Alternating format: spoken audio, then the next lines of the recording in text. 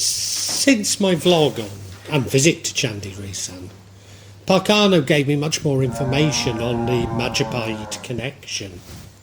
Certainly he does believe that the people of Gunung Kidul to be ancestors of the Majapahit royal household, which this vlog outlines. I have to say that these seem so extensive that I'm no longer sceptical. There must be some truth that at least some members of the Majapahit royal household did indeed seek refuge in Gunung Kidul. Prabu Brawijaya V, said to have lived with his two wives on Ngobaran beach in Kanigoro village, Saptosari. Alternatively, it's said that on arriving on the beach, they were unable to proceed as the waves were ferocious, and they were therefore unable to enter. Finally, the king decided to commit self-immolation or Mosca. So the king pulled Dawi Lowata's hand, and they entered into the flames. Prabu Brawijaya V chose Dawi Lowati because he considered his second wife's love to be less than that of his first wife. This was a tradition amongst the Majapahit Hindus, who rather than be captured, they committed this Mosca or self-immolation. However, the story is challenged, and it's believed that King Brawijaya V's Mosca was on Mount Luwu. Right by the shore there's a prominent monument dedicated to Brawijaya V and the ancestral wisdom of Hastrabrata. The 8 values of noble life illustrated with large statues of characters from the Mahabharata and the Ramayana epics.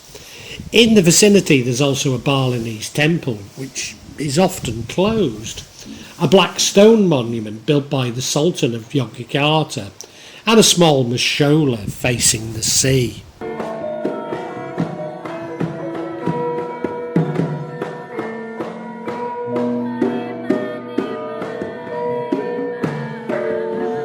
Ageng Giring lived and is buried in Sidorejo hamlet, Sodo village, Paliyan. The establishment of the Mataram Sultanate is intertwined with 2 legendary figures, Ageng Giring III and Ageng Pananaman.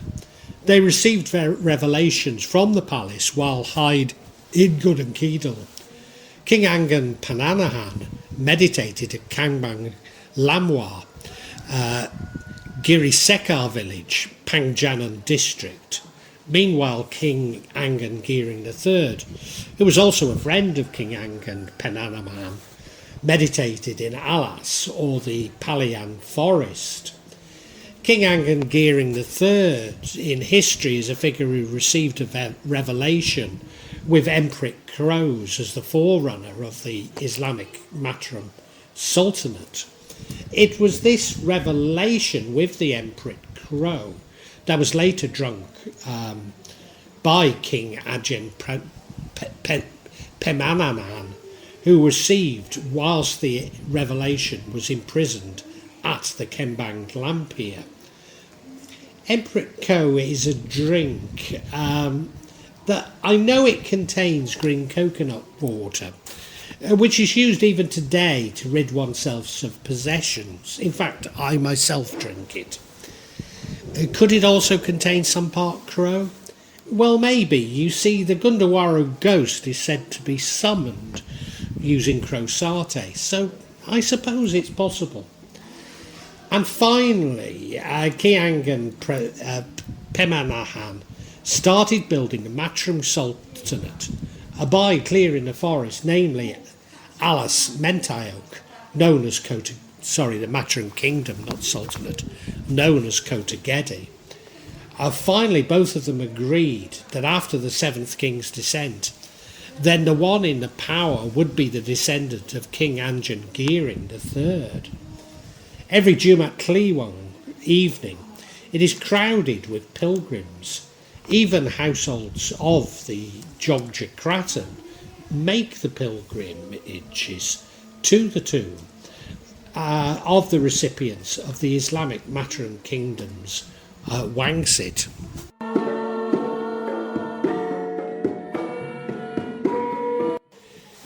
Ki Bondhan Surati resided at the base of Tutuban, a grave in the village of Karangasem Wonosari.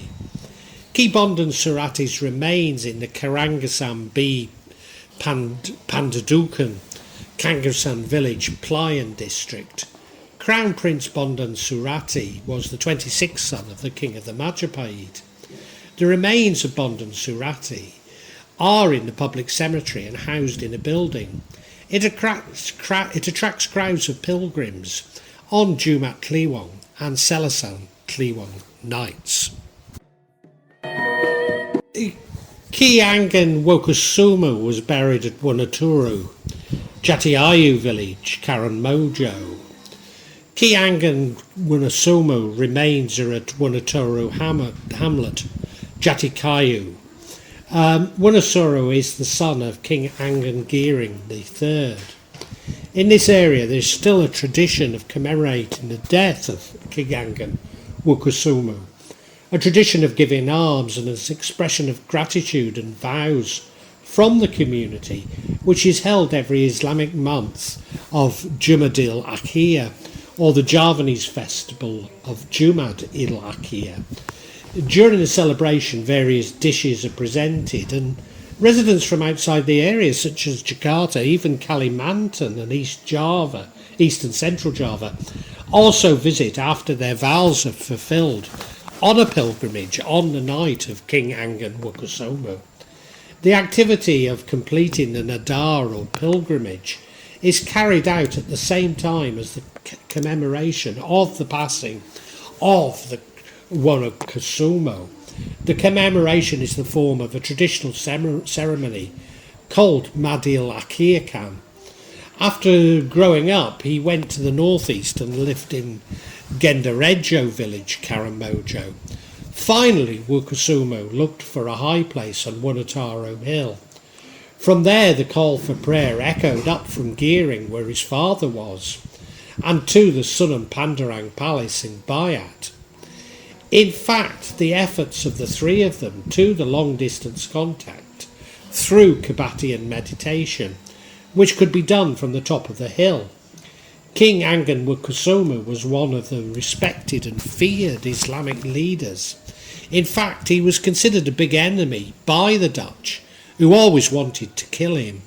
However, Wonokusumo's followers and friends were always able to trick the Dutch, until finally at one point when he was squeezed, his followers and friends said that King Ageng Wonokusumo had died.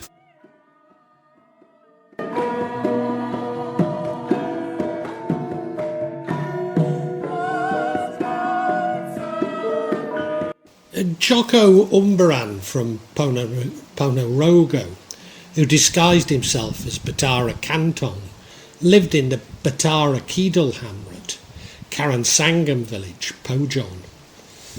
It was continued by his son Ki Suromejo in Pongongan, Ponjong, and was buried in the Badan, Ponorogo.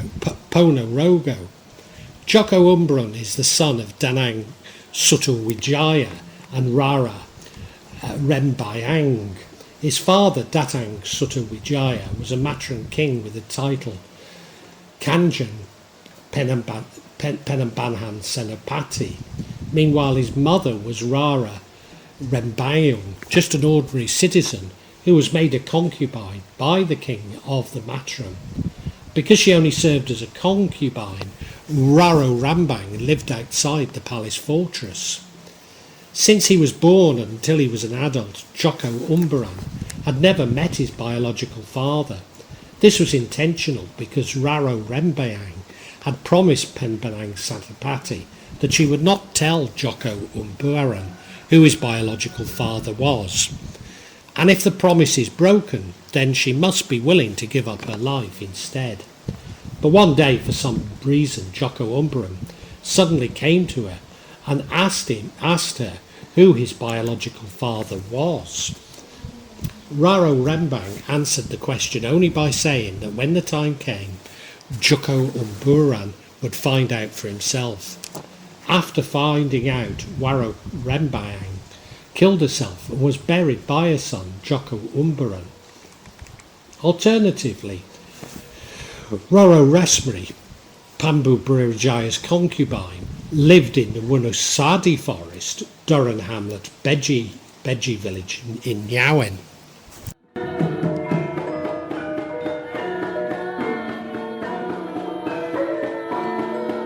Prince Onggoloco, son of Riroresmi, settled in Wonosadi Mosca forest in the Nenguman Valley, the base of the Wonosadi Ngawen. Ki Gadan Mas, Ki Onggoloco's younger brother, lived at the base of the Gempol Mosca on Mount Gambar, Kampung village in Ngawen. In one of the forests of Duren hamlet, Beji village, Ngawen district, a story is that has been continued until today, and it begins with the story of Prince Onggoloco and Nia Gadan Mas, who fled to a place where they finally stopped and committed self-immolation. Not far from Batu Kong, there are the remains of Ageng Gadan Mas's Mosca. During the time of the Majapahit escape, Brawijaya's sons, namely Radan Jaka Lambira and Rara, official, Brawijaya's Gara concubine, and their two children, Gadan Mas and Onggoloco, fled the Wonosadi forest area. Once a year on a Monday, villagers take food to the forest so that they can eat together there. One of the elders will bless the food carried by the villagers. The food is wrapped in teak and banana leaves, including tumpeng, a cone-shaped rice, whole chickens, noodles, tofu, tempeh and crackers. The tradition expresses gratitude to Mother Earth for a good harvest. After walking 500 metres to the Wonosadi forest, villagers will collect their harvest and bless it before eating together. The blessing is accompanied by the ridingumbang, a traditional musical instrument made of bamboo.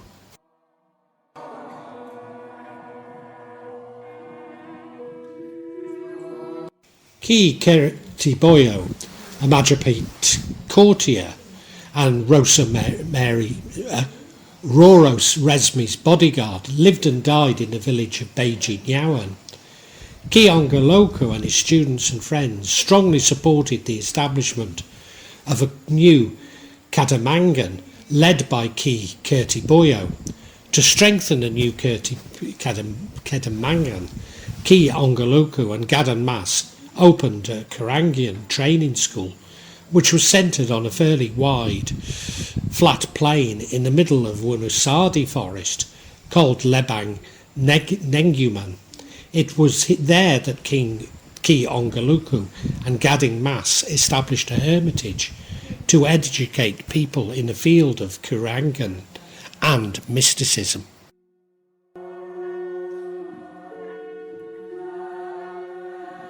Ageng Melis was the Prime Minister of King Brawijaya, with the title Haraya Baga, and he settled on Gunung Mangteng and Nagalang Gedangsari hamlet.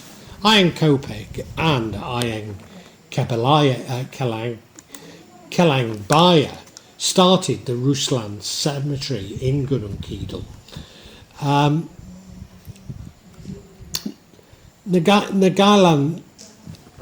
Galan village holds a traditional costume in the form of Gede Gubung ceremony.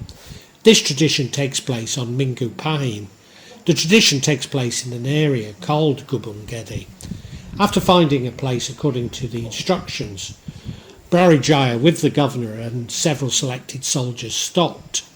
Haraya Bagha was asked to guard the foot of the mount, which is currently known as Belik Gayam. This location is not far from Gunung Matang. So the descendants of Ageng Kopek and Ageng Kalangbaya held a deliberation in the bullock alas or clearing where the cows and goats were herded.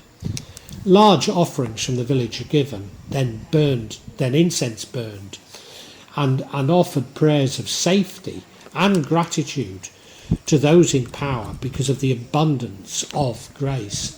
After the ceremony is over, the caretaker of Gunung Kidul stirs the Belik Gayam water whilst reciting a prayer.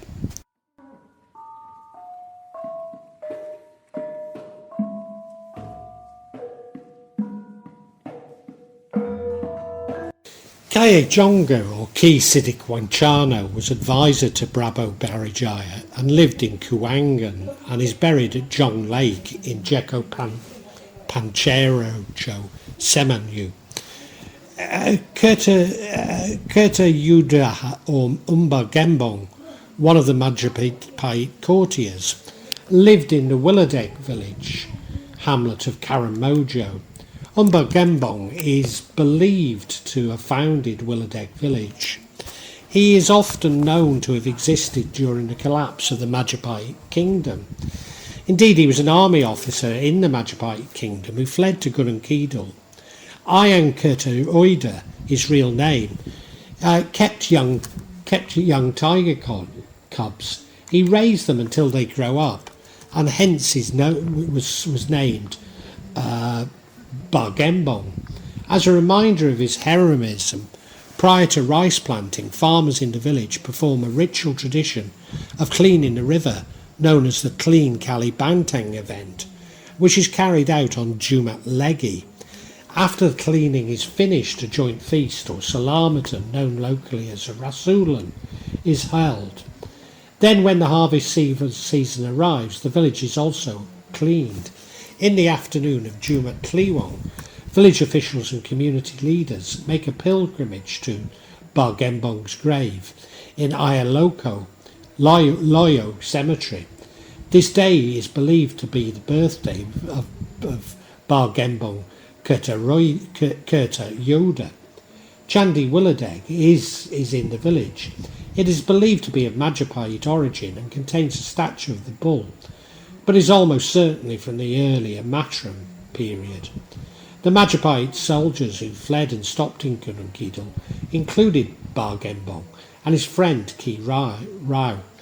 They cleared the forest to build the settlement, with the first starting point being the spring in Kali Banteng. Bargembong also developed rice paddy for agriculture. The most common tree in the original forest was the wilder tree, so the village is called Willadeg Village. Such naming was common during the Majapahit era. Likewise, not far from there are lots of coconuts, so the area is now called Krambildua. Right next to it there's a lot of jackfruit trees, so it becomes a place called Jarangnangka. Another place where there's lots of ringing trees, and so the place is called Ungringin, and so on. It is believed that the name has existed since the time of Bargembong.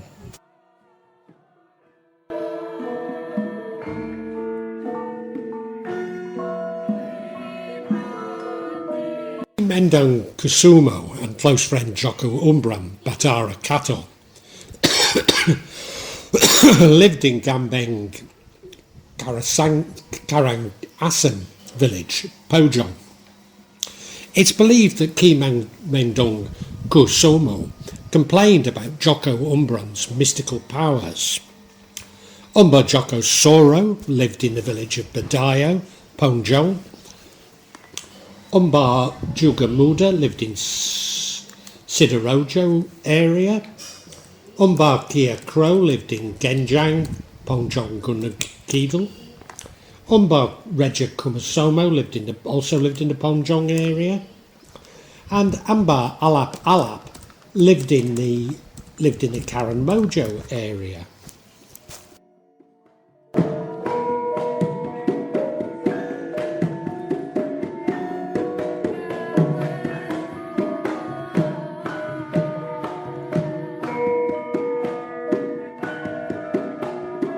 Ki Paga Wasesa, or Ki Paga Wesi, lived in the Paga forest, Longadon village, Paliyan. Ki Paga Wasesa decided to live in the forest as a common person, surviving by hunting and farming. But he had expertise in processing iron raw materials into weapons and agricultural tools, and so he's also known as Kipagawesi. He also had expertise in medicine, and many people sought his help with these matters.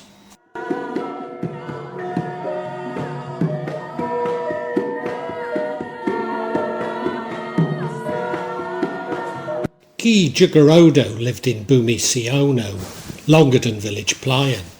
As someone who was considered an expert in medicine, Ki Jugorodo was visited by many people from various regions, including those from Pega. This made Ki Jugorodo decide to expand his settlement area every Senin Kliwang, together with the residents who lived there. The dense forest was rich, fertile, and provided various foodstuffs at the time, and was named Bumisiono. As a manifestation of an earth that contains, or in Javanese is called Isin Ono, meaning that the area is inhabited by Ki Jogorodo. Ki Jogorodo's ability in Kangaran is used to protect his forest area. Ki Jogorodo also spent the rest of his life on earth, which was very prosperous because of its natural wealth. Ki Jogorodo died and was buried near the settlement, and the existence of the tomb at Witijo area is believed to be the grave of Ki Jogorodo.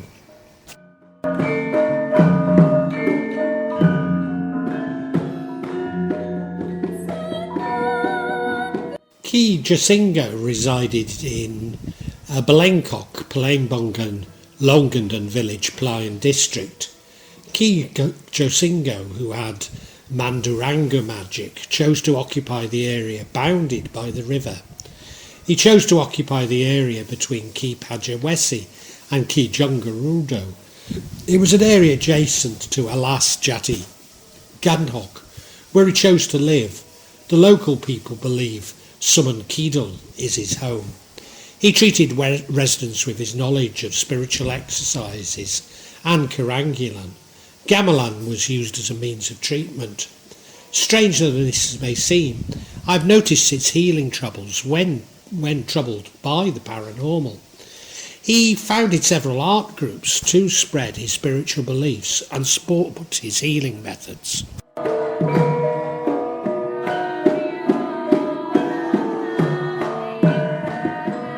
Ki Gusti Warawari lived in the Wedi Bombo beach area, Jepitu village. Ki Gusti Warawari was an Islamic religious figure who came from the Majapahit kingdom and travelled to spread the teachings of Islam. Ki Gusti Warawari worked together with Banjarsari residents farming. One Kamis Kliwang, the farmers went to the fields as usual. Arriving near the sea, suddenly in the middle of the sea between two large mountains, they could see seven jong ships that had made a circle in the middle of the sea while shooting at a large mountain, or Gunung Batar, which is now known to have been an ancient volcano. It turns out that the ships belonged to the Dutch Bangsa.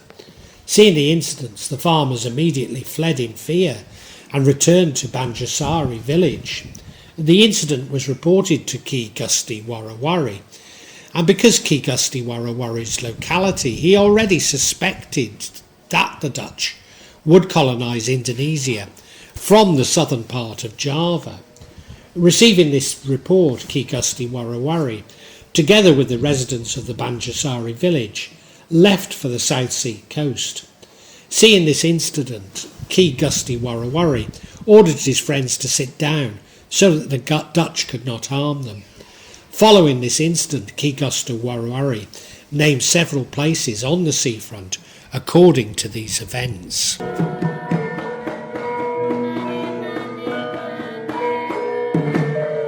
Ageng Barep resided in Song Nagaran, Girisubu.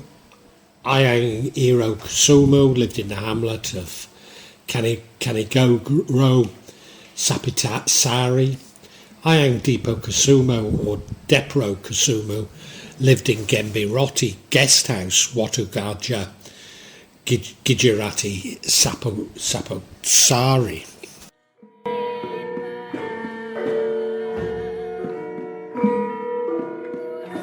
Ageng Kromo lived in the hermitage of Semaputi, Kampung Pita, Galangaran Patuk. Even today, those who are allowed to live and reside on the land located in Nangar and Wetton Hamlet are only descendants of Iron Hero Kromo. This is restricted to 7 households because the local hill is known as Wayang. Wayang poppets are banned from the village. In what is now a rice paddy in the corner of Kampung Pito was formerly called Talaga Guayangan. Residents believed that in the past the lake was the place to bathe the Sembrani horse belonging to the angels. The footprints of the magical horse who visited Talaga Guayangan are imprinted on the ground around the lake, and these have fossilised.